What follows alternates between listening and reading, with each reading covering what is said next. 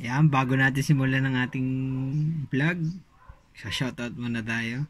Shoutout kay Shiro Joey Bendanilo, tapos si Jody Mac Jockson, tapos si Joey Ray James Codera, Ervin Medel, Aljon Lloyd Kalinga, Xander Ermita, tapos si Mark Dexter Sadernas, si Brondel Valerio, si Chicken Chaser Whitey.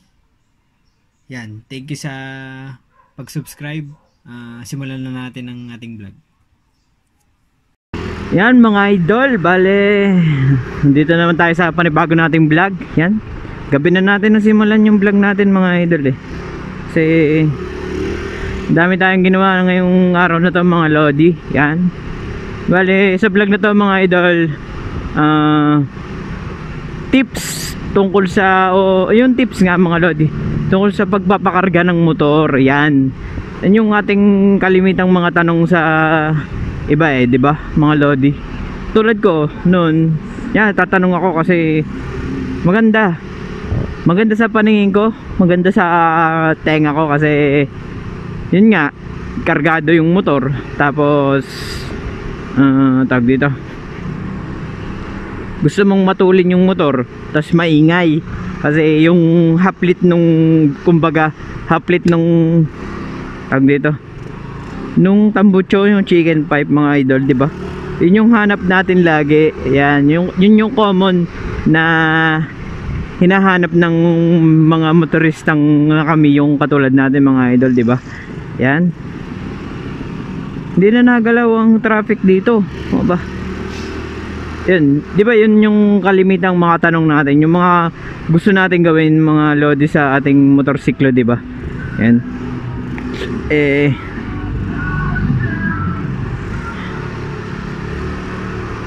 Yun, simulan ko sa tanong na bakit nga ba gusto nyo ng pakarga mga idol. Yan, kung magpapakarga kayo mga lodi, pag-isipan nyo ng mabuti kasi hindi biro yung ganyan. Kasi yun nga, hindi na magiging stock yung motor nyo, tapos bababa yung value nya sa market kung pagbebenta din nyo lang siya. Yun yung mga hindrance, mga downside ng pagpapakarga mga idol. Madaming mawawala ang valuable sa motor nyo kung ganon. Yun mga idol ang problema. Tapos yung kinagandahan naman niya is bibilis yung motor. Magkaka power yung motor nyo, tapos kaganda yung tunog ng tambucho. Yun yung mga tag dito, yung mga positive side na tsak na. Yun ang alam ko tungkol sa ganyan, mga ganyan, kasi nagdaan din ako sa ganyan Yan, yun yung una. Sa good part muna tayo mga idol. Yung good part is yun nga, yung dun muna tayo sa tunog ng tambucho. Yan, yung tunog ng tambucho, yun maganda yun kasi magkaka-power yung iingay, yung lagatik ng tambucho ng mga chicken pipe, katulad ng mga pido ganyan. Yun maganda ang tunog. Tapos may angas din naman yung dating ng tambucho, kaya gusto din natin magpalit, katulad ng mga JBT. Yan, katulad ng akin JBT, open pipe, yan, chicken pipe. Yan mga idol, yun mga ginagandahan nun. Makakagamit ka ng mga ganun. Kasi pag sa stock is hindi siya applicable yung mga ganung mga pipe. Chicken pipe lang ang pwede, pero hindi ganun kalutong yung tunog. Yan ang ano pa ba maganda. Yun nga, yung magkaka-top speed tayo. Magkaka-top speed yung ating motor. Kumbaga, kung 100 lang yung tinatakbo ng Mio mo, siguro madadagdagan nyo nun mga 20 plus pa. Yan, mga 120 kPa kilometer per hour ang tag dito, kmh lang pala ang madadagdag sa motor natin. Yan, kph na tayo kasi nasa P6 tayong pinag-aaralan natin ngayon mga idol eh. Yan, madadagdagan siya yun, tapos bibilis yung time niya sa pagkuha ng yung meter na yun, hindi katulad ng stock. Yan, tapos ang ano pa ba, yun nga,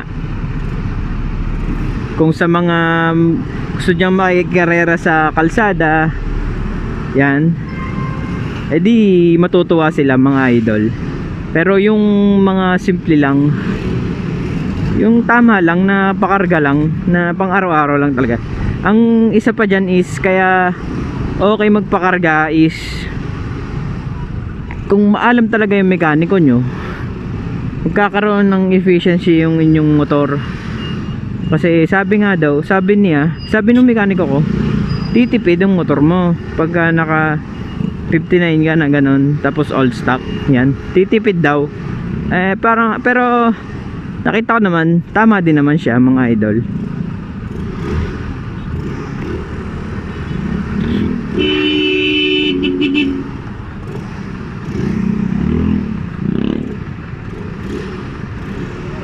Sobrang traffic mga lodi.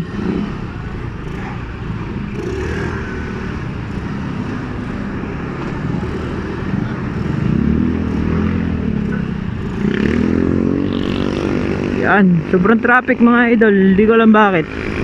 Laging ganyan na lang dito eh, sa lugar na to. Sobrang traffic. Tingnan nyo. Yan. Yun nga, efficiency sa gas consumption. Yun sabi ng mekaniko ko. Pero depende din naman siguro yun sa mga mekaniko na yung mga lodi. Kung hindi nila kaya, edi maano yung gastos nyo sa fuel. Yan. Ano pa ba?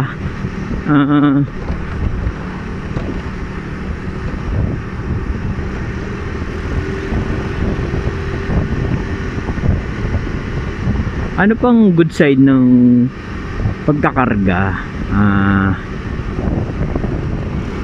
Wala na akong nakikita ang good side dun eh. Yun yung talagang kahiligan na lang siguro ng pagpapakarga mga lodi. Yan. Yun nga, pwede. Kung touring talaga, yun, ito pa, isa pa. Kung touring talaga yung type nyo mga lodi, touring set, tama lang na magpakarga ka kasi, yun nga, malayo yung tinatakbo mo, tapos maliit lang yung makina mo, may chance kasi minsan na pag yung piga ka lang ng piga mga lodi, maaaring mangyari is mag-overheat o masira yung block mo mga idol, kung sakali namang maliit lang yung bore mo, kasi malayo yung tinatakbo mo, tapos piga ka ng piga, yung nakikisabay ka sa may mga karga talaga, siguro magkakatama yung block mo kakaganon, kasi kaskasero ganon. Yan, maaari is tama, yung tamang takbo lang mga idol, para iwas tayo sa aksidente at tsak na hindi tayo mapapahamak sa mga ganong panahon mga idol. Yan, bale, huwag na kayo tumuloy mga lodi, traffic. Yan, tapos yun nga, pang touring yan, tapos big tires nyo, yan, okay yun. Tapos naka power pipe. Yan. Pero mga idol, ang pinaka downside ng ganyan is yun nga, power pipe. Ayun nga, magpapalit ka ng block, di ba? Tapos hindi ka maalaga sa change oil. Yun yung mga idol na primary na kailangan yung malaman kung mag-upgrade kayo ng bore. Yan, kasi mag-upgrade kayo ng bore, kailangan maintain nyo yung daily, monthly, or 2 months, every 2 months or 1 month. na 1.5 month, yan pinaka the best. Pero kung kaya nyo naman ng every 1 month, edi mas okay yung mga idol, para ma-maintain nyo yung kagandahan ng black mga idol. Kasi hindi naman natin masasabi kung, kasi malakas mag-init niyang ganyan, di ba? Malakas mag-init. Yung mabilis uminit yung black, yung makina natin kasi kargado nga kasi. Hindi katulad yan ng stock na set na mabagal siyang uminit kasi yun nga yun yung prescribe ng mga kasa. Yan dapat take talaga tayo ng risk kapag nagpa-bore up tayo mga idol. Hindi naman pwedeng yun nagpakarga ka tsaka ka na lang papa change oil. Yan, basta kung hindi naman gamit yung motor, siguro pwedeng every 2 months yun. Kung hindi talaga gamit yung motor, yung pang show lang talaga, yun pwede yun. Pero alaga dapat sa change oil mga idol. Yan, pag magpapa-change oil kayo, isabay nyo na ang palinis ng carb yan, tapos pa-tune up na din para isang okay na. Kasi minsan hindi na okay yung ng mga valves natin pagka ganyan. Edi maintain lang. Alam kong magastos talaga yan, pero dapat mga idol, alam nyo talaga yung risk kung anong pwedeng mangyari kapag nagpakarga ka.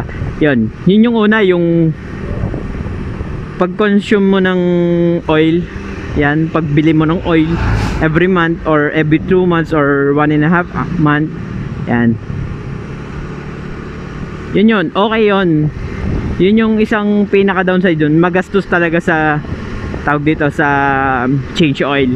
Tapos sunod pa sa yun nga, makina, di ba mabilis siya mag-init, yung sabi ko kanina. Yun, kapag sobrang init, yung sobrang gamit mo talaga, yung piga ka lang ng piga hanggang sa makauwi ka. Yun, may chance kasi minsan na kapag hindi ayos yung gawa ng mekaniko, may chance kasi na maglapat basta yung piston. Wala ko kasing masyadong alam, basta napapakinggan ko lang sa mga mekaniko ko na ina-explain nila, na makakalimot din kasi ako mga idol yun, yung bagang, ewan ko ba kung valve ba yun o piston, basta nandun lang sa engine at sa head or end block. Yun, basta sa piston yun, tungkol sa piston. Kaya nung huli mga idol, di ba, pinatrim ko yung aking piston kasi yun nga, pagka hinahapit ko siya mga lodi, hinahapit ko kasi sabi ko dati is okay na yan. Akala ko kasi okay, sinabi din sa akin na ipatrim na, namahalan ako, wala na ang budget nun. Yun, sinabi niya sa akin yun. Akala ko okay para sa akin yan, pero sa mekaniko ko, sinabi niya sa akin, pinaalalahanan niya ako na hindi okay, pero diniretso ko kasi wala na akong budget. Yan, yun, ginagamit ko. Nung natapos kong i-break in siya, di ba, syempre hapitin ko yun. Pag hinahapit ko siya nung i-full rev ko, ang nangyayari is may nakalansing sa loob ng block. Yun, yung nakalansing nang palang yun is sa piston. Tumatama daw siya doon sa head na tawag doon, basta sa may valve ata yun. Yun, tumatama ata siya doon. Anong nangyari, pina-check ko siya nung huling paggawa ko. Kita nyo mga idol yung huli kong video. Yan, kung nanonood kayo ng vlog, yan, malalaman nyo. Pinatrim ko doon yung piston kasi yun nga, nababagabag ako kasi kasi may karga yung motor mo. Kumbaga sa akin is hindi talaga mapakali. Yung bagang hindi talaga mapakali mga idol, yung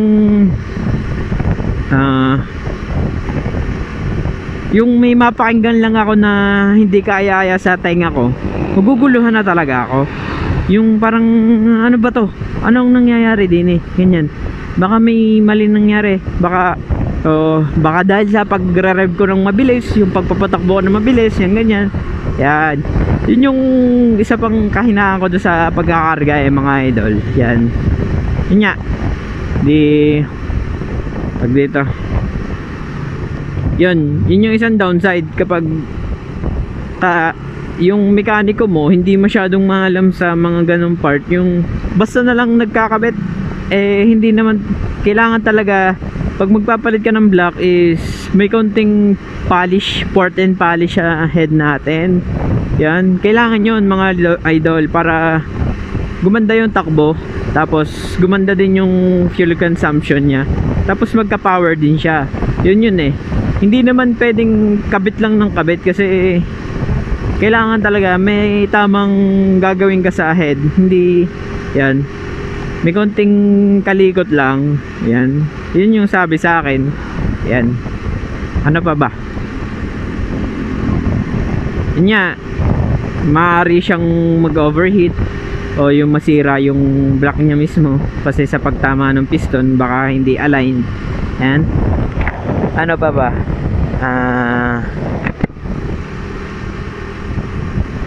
yun sa pipe. Yan mga idol, may downside tayo dyan sa pipe natin pag nagpalit tayo.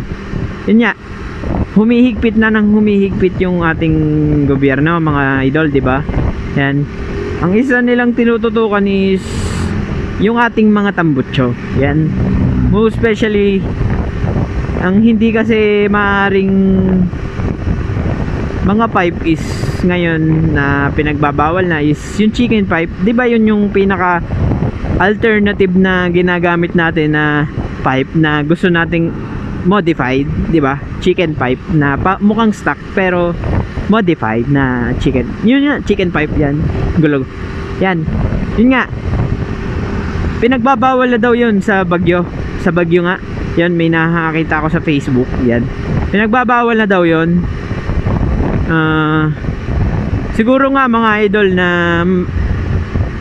pinagbabawal na talaga kasi modified yun ilalagay ng mga nanguhuli is modified motorcycle. Yan, yun mga idol, downside.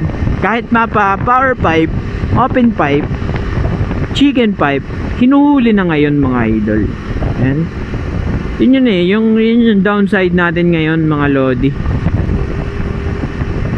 Siguro okay lang kung hindi ka talaga laging mache-checkpoint, yung minsan mo lang talaga gamitin. Yan, kung may meet up lang, yung may tambayan, yan, yun, okay na magpalit ka ng pipe at magpakarga ka.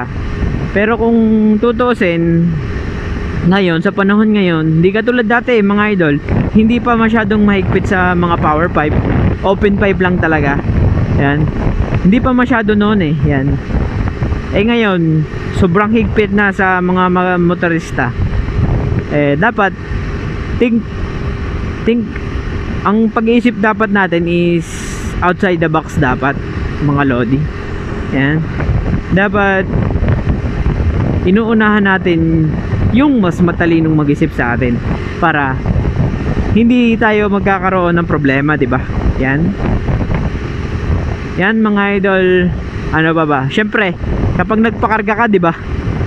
Yun, nagpalit ka na ng block, tapos nakukulangan ka pa din.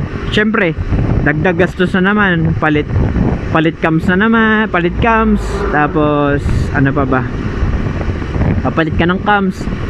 Pag hindi ka pa din satisfied, papalit ka ng panggilid, racing setup, yan, mga JBT, Spec B, MTRT. Yan, papalit ka niyan mga idol. Hindi pwedeng hindi maaari kapag kulang pa sa iyo yung power na hinahanap mo. Yan. At sa huli, may katumbas yan na kapalit mga lodi, yung gastos, tapos yung maintenance. Pag nasira yan mga lodi, syempre papalitan mo agad yan, wala nang remedyo pa. Yan, pag stuck ka mga lodi, walang problema. Yan, Tapos malaki pa yung value na mabebenta mo sa motor mo, nasa 35k to 40k. Pagka may karga na, yung galing sa karga, 30k to 35k na lang siya. Yan. Depende pa yun sa tsura ng motor mo, mga idol. Yan. Pero ipapayo ko sa inyo yung pinakamagandang setup na lang ng kung magpapakarga kayo is huwag nyo nang taasan pa. Yun, huwag nyo nang taasan pa yung mga 60 plus. Huwag na mga lodi. Kung hanap nyo din lang is pang araw-araw, gayanin nyo na lang yung setup ko 59 tapos all stock, o kahit magpalit kayo ng panggilid, kahit yung cams ay stock na lang. Yan. Tapos sport and polish na lang yung head. Tapos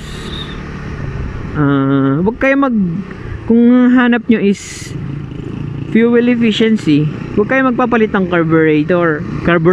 Yan, carburetor, wag kayo magpapalit kasi dun tataas yung gas consumption nyo lalo, mga idol. Yan. Tapos kapag hindi pa tono ng ayos, mas magastos talaga sa gas yan. Sinasabi ko sa inyo, mga idol, kasi naranasan ko na yan maraming beses na sa Mio ko nung una at rider ko nung huli. Yan, hindi kasi matono yung aking carburetor. Tapos ano pa ba, yan, yung best setup is yan, sa panggilid is pulley set, pati yung drive face, tapos clutch spring, tapos stock spring, center spring na lang, tapos bola 8G na lang, 8G 8 grams yan. Tapos bell stock din yung lining. Kung gusto nyo paltan, edi paltan nyo, mga idol, okay lang yan. Basta kung papataas ba kayo, huwag nyo nang pataasin, mga idol, sinasabi ko sa inyo. Kasi sa huli mapapaisip din kayo na sana nag-stock na lang ako, ganyan, stock na lang para walang gastos, pinaporma ka na lang sana, ganyan. Yan, mga idol, yan sinasabi ko sa inyo, payo ko lang kasi naranasan ko na yan, tulad ngayon, mga idol, stock engine na ako, pinaltan ko na siya kasi hirap eh. Yun nga, sabi ko sa inyo na okay ako pagdating sa ganitong setup ng motor, yung hindi ako mapakali kasi baka may masira na lang bigla, ganyan. Yan, mga idol, payo ko sa inyo, kung magpapakarga kayo, pag-isipan nyo ng mabuti kung papakarga ba ako o papapormahin ko na lang. Yan. Kung magpapalit kayo ng engine, 5BB agad para pang show. Yan, 5BB, mga lodi. Kahit di na kayo magpalit ng mas malaking bore, para naman kaya-ayang tingnan. Kumbaga, kung naka-sporty kayo, magbihiwan kayo para katulad nitong akin, maporma talaga kung tutusin, mga idol, maporma. Sinasabi ko sa inyo, halos lahat kami din sa Stans Mabinis naka Mio 1, kita nyo naman, Mio 1, Salty. Yan, Salty pwede din naman mag Mio 1, yung harap nga lang, pero okay din yung forma, mga idol. Yan, ano pa ba, yun nga. Tas maghanap kayo dyan ng naka Mio Salty na gusto mag chicken pipe, edi sabihin nyo, swap tayo sa chicken pipe mo na kahit brand new, ibigay nyo, di kayo lugi. Yan,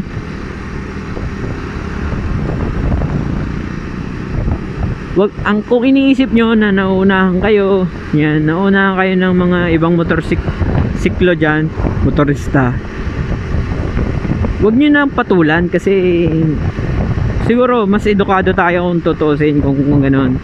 Wag nyo patulan kasi mas okay na buhay ka pa pag uwi kaysa patay ka na nakipagkarera ka pa, di ba? Yan, mga idol, dapat yung inyong iniisip, hindi yung isang beses lang na pagkakataon na naunahan mo siya pero na-aksidente ka naman. Sana naman hindi. Yan. Yan mga idol, sana isipin din natin yung mga ganong part para hindi tayo mawala ng pag-asa sa kinabukasan natin. Yan mga idol.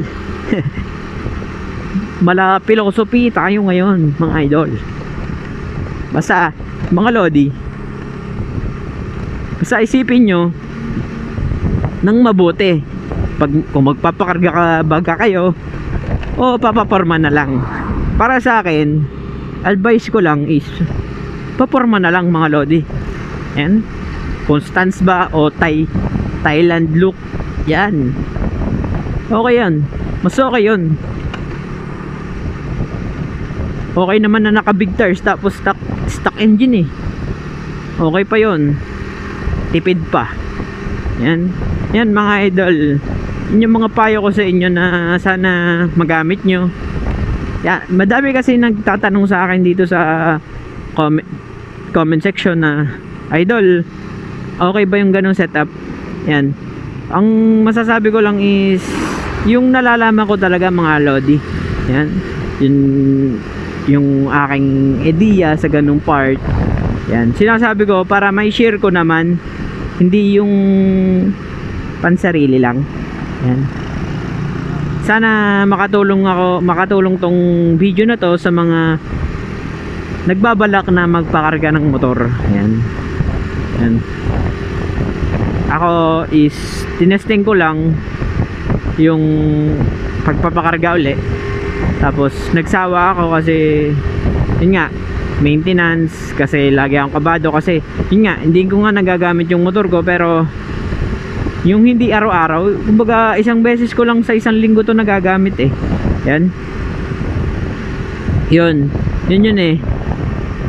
di yun nga, gagamitin ko isang araw lang sa isang linggo. Tapos iniisip ko kasi praning ako pagkadating sa change oil kailangan ko agad magpa change oil pagka isang buwan. Yun yung iniisip ko mga lodi.